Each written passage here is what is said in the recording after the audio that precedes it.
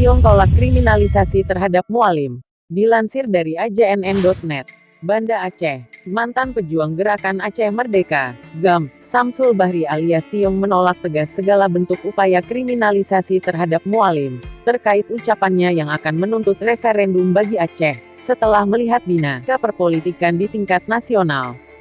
Menurutnya, kriminalisasi terhadap mualim hanya akan menimbulkan reaksi negatif rakyat Aceh terhadap pemerintah.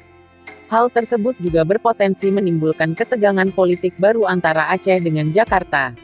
Ini tentu sangat kontraproduktif dengan spirit damai yang telah dicapai dalam kesepakatan MOU Helsinki.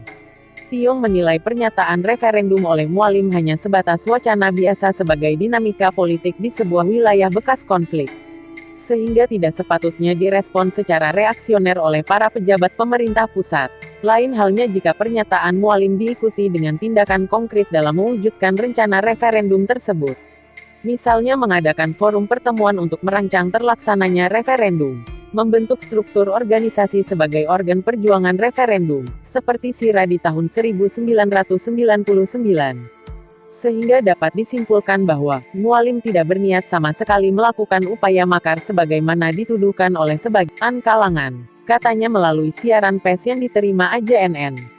Ketua Harian DPP Partai Nanggro Aceh itu juga meminta kepada Menko Polhukam untuk mengadakan pertemuan dengan mualim agar dapat memperoleh klarifikasi langsung dari beliau sebagai pihak yang mengeluarkan pernyataan, sehingga baik pemerintah pusat maupun mualim sebagai perwakilan rakyat dapat menyampaikan harapan masing-masing pihak secara lebih komunikatif. Pendekatan dialogis jauh lebih maslahat dan bermartabat bagi rakyat Aceh dibandingkan dengan pendekatan hukum yang cenderung intimidatif, katanya. Selain itu, Tiong juga meminta pemerintah pusat untuk secara sungguh-sungguh segera menuntaskan semua komitmen dalam MOU Helsinki dan Undang-Undang Pemerintah Aceh. Para mantan kombatan selama ini merasakan masih ada hal-hal fundamental yang belum sepenuhnya diselesaikan oleh pemerintah pusat.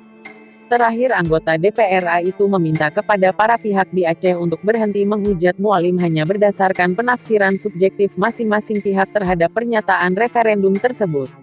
Kata dia, pernyataan para ahli tafsir lokal yang tanpa konfirmasi, tabayun, dan cenderung mendiskreditkan mualim hanya akan menimbulkan perpecahan di dalam masyarakat Aceh. Hal ini tentu akan mencederai spirit konsolidasi keacehan kita sebagai entitas masyarakat yang berwibawa dan bermartabat di hadapan pemerintah pusat dan masyarakat internasional, sebutnya.